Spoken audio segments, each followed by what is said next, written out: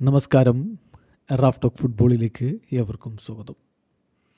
UEFA champions ലീഗിൻ്റെ semi final ആദ്യപാദ മത്സരത്തിൽ ഇന്ന് FC ബാഴ്സലോണയും ഇന്റർ മിലാനും തമ്മിൽ ഏറ്റുമുട്ടുകയാണ്. രാത്രി ഇന്ത്യൻ സമയം 12:30 FC ബാഴ്സലോണയുടെ മൈതാനത്താണ് കളി നടക്കുന്നത്. നിങ്ങൾക്കറിയാവുന്ന പോലെ കഴിഞ്ഞ 3 മത്സരങ്ങളിൽ പോസിറ്റീവ് റിസൾട്ടല്ല ഇന്റർ മിലാന് ലഭിച്ചിട്ടുള്ളത്. അതുകൊണ്ട് തന്നെ ഒരു ബുദ്ധിമുട്ടേറിയ ഘട്ടത്തിലൂടെയാണ് അവർ കടന്നു പോകുന്നത്. ഈ ഘട്ടത്തിൽ തന്നെ ബാഴ്സയ്ക്കെതിരെ കളിക്കേണ്ടി വരിക എന്നുള്ളത് ഒരിക്കലും അവർക്ക് ഗുണകരമാവുന്നൊരു സ്ഥിതിയല്ല. അതേസമയം FC ബാഴ്സലോണയെ സംബന്ധിച്ചിടത്തോളം കൊപ്പ ഡെൽറേയുടെ ഫൈനൽ മത്സരത്തിൽ ചിരവൈരികളായ റയൽ മാഡ്രിഡിനെ പൊട്ടിച്ച് കിരീടം ചൂടിയതിൻ്റെ ആവേശത്തിലാണ് അവർ വരുന്നത്. ഇന്നൊരു മികച്ച വിജയം ബാഴ്സലോണ നേടുമെന്ന പ്രതീക്ഷയിലാണ് ആരാധകരുള്ളത്.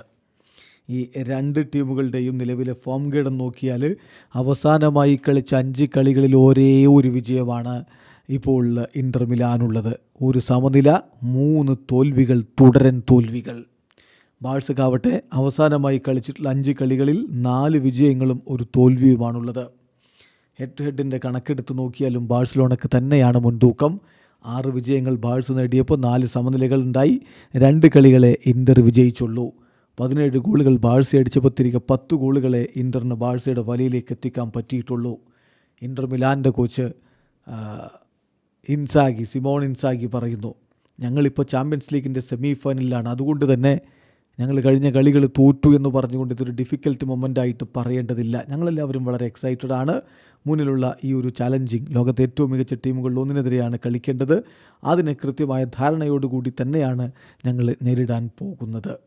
പിന്നെ തീർച്ചയായിട്ടും ബാഴ്സലോണ ടീം വളരെ മികച്ച രൂപത്തിൽ ബിൽഡ് ചെയ്തെടുത്തൊരു ടീമാണ്. അവർക്ക് ആവശ്യത്തിനുള്ള എല്ലാ കാര്യങ്ങളും ഉണ്ട് എന്ന് മാത്രമല്ല, ഫ്ലിക്കിനെ പോലെ മികച്ച രൂപത്തിൽ കാര്യങ്ങൾ ഓർഗനൈസ് ചെയ്യാൻ പറ്റുന്നൊരു കോച്ചുണ്ട്.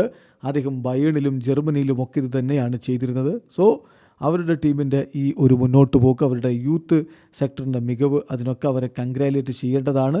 അവരുടെ ഗ്രേറ്റ് ടാലൻസ് ശരിക്കും വളർന്നു വരുന്നു. ലാമിൻ യമാലൊക്കെ യുണീക്കായിട്ടുള്ള പ്ലെയറാണ്, അതിൽ തർക്കമില്ല. പക്ഷേ ഞങ്ങൾ മികച്ച പ്രകടനം നടത്തുമെന്നുള്ള പ്രതീക്ഷയാണ് സിമോൺ ഇൻസാഗി പങ്കുവെക്കുന്നത്. അതേസമയം മറുഭാഗത്ത് ഹൻസി ഫ്ലിക്കും പറയുന്നു, മികച്ച ടീമാണ് ഇന്റർ മിലാൻ എന്ന വ്യക്തമായ ധാരണയുണ്ട്. എനിക്ക് കാണാൻ കഴിഞ്ഞിട്ടുള്ള അതാണ്.